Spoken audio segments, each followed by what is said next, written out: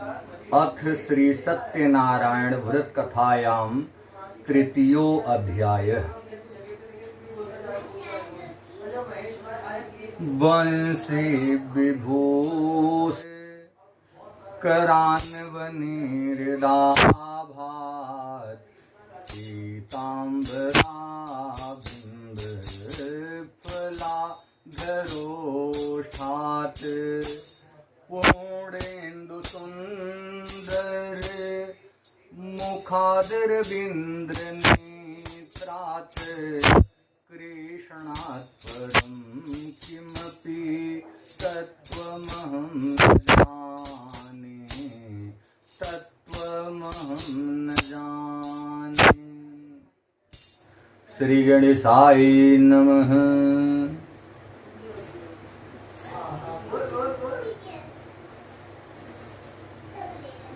सूत जी महाराज अपने प्यारे भक्तों से कहते हैं कि हे साधु संत महात्माओं, अभी आपको ब्राह्मण और लकड़हारे की कथा श्रवण कराया, आगे आप लोग क्या सुनना चाहते हैं?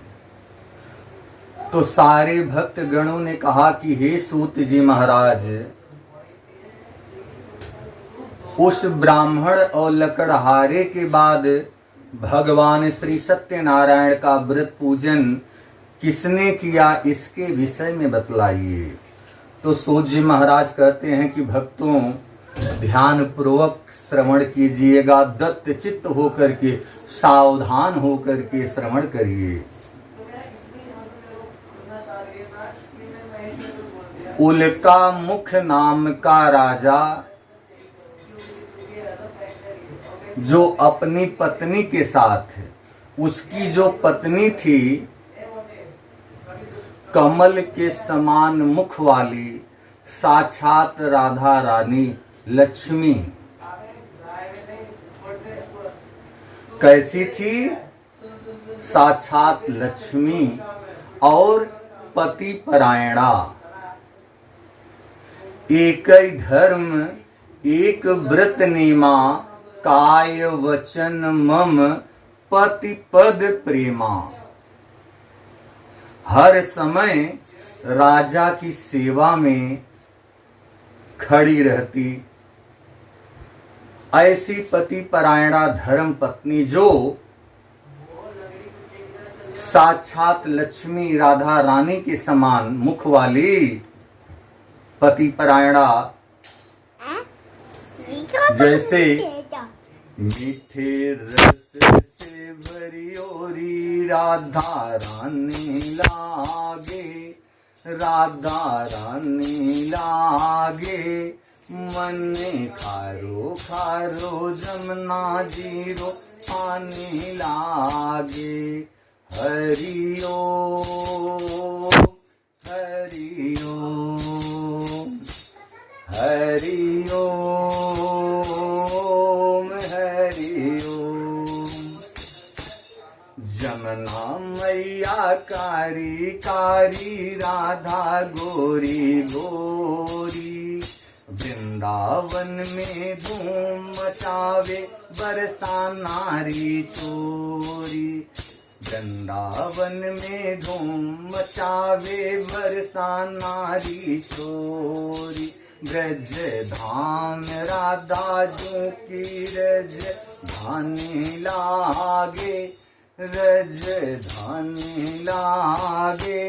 मन में खारो खारो जमुना जीनो पानी लागे। हरि ओम हरि ओम हरि ओम हरि ओम। तो भक्तों, जो रानी थी इतनी सुंदर थी कि साक्षात लक्ष्मी, और इसके बाद कमल के समान मुख वाली पति परायणा धर्म पत्नी के साथ राजा भद्रशिला नदी के तट पर कथा श्रवण कर रहा था। उसी समय साधु नामक वैश्य, साधु नामक व्यापारी व्यापार करके भद्रशिला नदी के किनारे नौका लगा करके राजा के समीप आता है और राजा को नमस्कार कर कहता है कि हे राजन, आप यहाँ पर क्या कर रहे हैं? तो राजा कहता है कि हे साधु वैश्य, मैं संतान प्राप्ति के लिए भगवान श्री हरि नारायण, भगवान श्री सत्यनारायण का व्रत पूजन कर रहा हूं। तो साधु वैश्य कहता है कि हे राजन, मैं भी निसंतान हूं, मुझे भी सारा विधि विधान बतलाइए, मैं भी भगवान श्री सत्यनारायण का व्रत पूजन करूंगा। वह साधु वैश्य राजा से सारा विधि विधान जानकर प्रसाद ग्रहण कर जल पी करके अपने नगर के लिए चल देता है और अपने घर पर पहुंचकर अपनी धर्म पत्नी लीलावती से कहता है कि हे प्रिय, आज मैं एक ऐसा व्रत जान के आया हूं जिसको करने से संतान की प्राप्ति होती है। तो पत्नी लीलावती कहती है कि हे स्वामी, यह तो बड़ी अच्छी बात है, शुभस्य शीघ्रम, शुभ कार्य में विलंब नहीं करना चाहिए, शुभ कार्य अति शीघ्र कर लेना चाहिए। लेकिन वह साधु वैश्य कहता है कि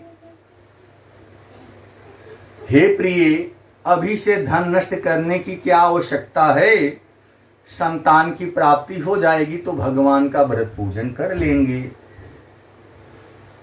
अपनी धर्म पत्नी लीलावती को आश्वासन दे करके जो है व्यापार के लिए चल देता है। वह साधु वैश्य इतना लालची लोभी था कि वह जो है एक पैसा जो है कहीं अन्यथा खर्च नहीं करना चाहता था। अर्थात टका ही धर्मम, टका ही कर्मम, टका ही परमम तपः, नास्ति गेहे टका नाम टक टकायते। हर समय धन के लिए जो है लगा रहता है कि यहाँ से धन आ जाए, वहां से धन आ जाए, हर समय धन के चक्कर में ही पड़ा रहता। इतना बड़ा मिर्चुक था वह साधु वैश्य। लेकिन भगवत माया, उसकी धर्म पत्नी गर्भिणी होती है और उसे 10वें महीने में कन्या रत्न की प्राप्ति होती है। तो व्यापारी पंडितों को बुलवा करके अपनी पुत्री का नामकरण करवाता है और उस कन्या के रूप और गुण को देख करके जिस प्रकार शुक्ल पक्ष का चंद्रमा कला कला दिन प्रतिदिन बढ़ता है, उसी प्रकार उस कन्या के रूप और गुण को देखकर पंडितों ने उसका नाम कलावती रख देते हैं। तो लीलावती कहती है कि हे स्वामी, आपने पूर्व संकल्प किया था कि संतान की प्राप्ति हो जाएगी तो आप भगवान का व्रत पूजन करेंगे। प्रभु, संतान की प्राप्ति हो गई। स्वामी, संतान की प्राप्ति हो गई, व्रत पूजन कर लीजिए। तो साधु वैश्य कहता है कि हे प्रिय, कन्या के जन्मोत्सव में बहुत सारा धन खर्च हो गया है, अब कन्या के विवाह के समय भगवान का व्रत पूजन करेंगे। इस प्रकार पत्नी को आश्वासन दे करके व्यापार के लिए चल देता है। भगवत माया धीरे धीरे समय व्यतीत होता है। काफी समय बीत जाने के बाद, काफी समय गुजर गया तो एक दिन वह व्यापारी जब अपने नगर में प्रवेश करता है तो नगर में लीलावती की पुत्री अर्थात उस व्यापारी की पुत्री कलावती सखियों के साथ नगर में खेल रही थी। अपनी पुत्री को साधु वैश्य देख करके सोचता है कि हमारी पुत्री सयानी हो गई है, विवाह के योग्य हो गई है, अब इसका विवाह कर देना चाहिए। सैनिकों को बुलवा करके आदेश देता है कि जाओ हमारी पुत्री के योग्य पढ़ा लिखा ज्ञानवान, बुद्धिमान, संस्कारवान, चरित्रवान, शिक्षित परिवार से जो है वर खोज करके लाओ। तो सैनिकों ने कंचनपुर नगर में जाकर के एक पढ़ा लिखा शिक्षित वर खोज करके लाते हैं और कहते हैं कि हे प्रभु, यह आपके पुत्री को योग्य जो है वर है, कन्यादान कर दीजिए। साधु वैश्य भाई बंधुओं को बुला करके विधि विधान से कन्यादान कर देता है। दुर्भाग्यवश विवाह के समय भी भगवान श्री सत्यनारायण का व्रत पूजन करना भूल जाता है। तभी से हमारे सनातन धर्म, हिंदू धर्म में चाहे लड़का हो चाहे लड़की हो, विवाह के समय मायन पूजन, मंत्रिका पूजन, मातृका पूजन, श्री सत्यनारायण का व्रत पूजन चालू हो गया। तो वह व्यापारी अपनी पुत्री के विवाह के समय भी भगवान का व्रत पूजन नहीं करता और अपने दामाद जामाता के साथ व्यापार करने के लिए चल देता है। तो भगवान श्री सत्यनारायण उस पर रुष्ट हो जाते हैं। कहते हैं कि साधु वैश्य बार बार संकल्प करता है लेकिन एक बार भी पूर्ण नहीं करता, इसे भविष्य में दुख तकलीफ कष्ट भोगना पड़ेगा। व्यापारी राजा चंद्रकेतु के राज्य में जाकर व्यापार करने लगता है। भगवत माया एक दिन राजा के कोषागार से दो चोर राजा का धन चुरा करके भाग रहे थे। चोरों का पीछा सैनिक भी कर रहे थे। चोरों ने पीछे सैनिक को आते हुए देखा तो सोचा कि पकड़े जा सकते हैं। तो रास्ते में देखा कि दोनों साधु वैश्य बैठे हुए हैं। वहीं पर सारा धन राजा का रख करके रफू चक्कर हो जाते हैं, भग जाते हैं, छिप जाते हैं। राजा का सारा सामान, सारा धन व्यापारी के पास पड़ा हुआ देख करके सैनिक सोचते हैं कि ये दोनों ही चोर हैं और दोनों व्यापारी को हथकड़ी बेड़ी लगा करके राजा के समीप ले जाते हैं और कहते हैं कि हे राजन, ये दोनों चोर आपका धन चुरा करके भाग रहे थे। भगवत माया दोनों व्यापारी बहुत राजा को समझाते हैं, बताते हैं, लेकिन राजा उनकी एक बात भी नहीं सुनता और उनको जो है हथकड़ी बेड़ी लगा करके महान कारागार, बंदी गृह, जेल खाने में डलवा देता है। अब इधर दोनों व्यापारी बंदी गृह में पड़ जाते हैं और व्यापारी के घर जितना भी धन था उसे चोर चुरा ले जाते हैं।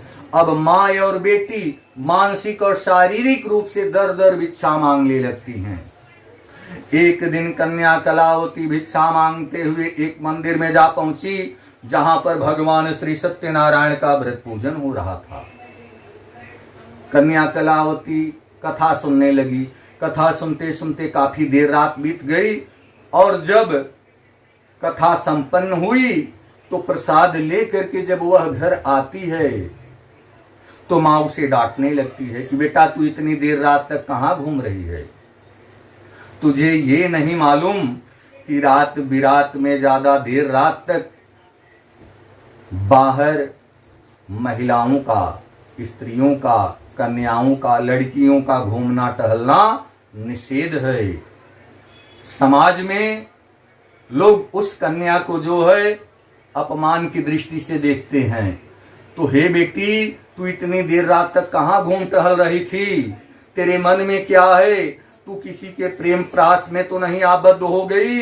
बार बार कह के डांटने लगती है। कहती है कि बेटा, तुझे ये नहीं मालूम कि साधु वर्ण के अरु पंडित घूमे पावहि मानी, नीति कहते अबला फिरे आवे अति अपमान। हे बेटा, अगर कोई कन्या जो है देर रात तक अपने घर से पराये के घर जाती है, पराये नगर में जाती है, पराये शहर में जाती है, यहाँ वहाँ घूमती टहलती है, तो उसे अपमान की दृष्टि से लोग देखते हैं, अपमानित करते हैं। बेटा, तेरे मन में क्या है?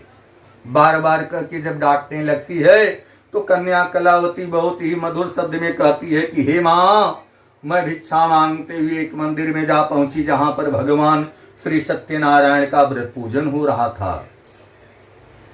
कथा सुन करके प्रसाद लेकर के आ रही हूं। इतना सुन करके मां प्रसन्न हो जाती है कि वाह बेटा, तुमने बहुत बढ़िया कार्य किया, जो तुमने धर्म में भगवत भक्ति में अपना मन लगाया। बेटा, हम भी सुबह भगवान श्री सत्यनारायण का व्रत पूजन करेंगे।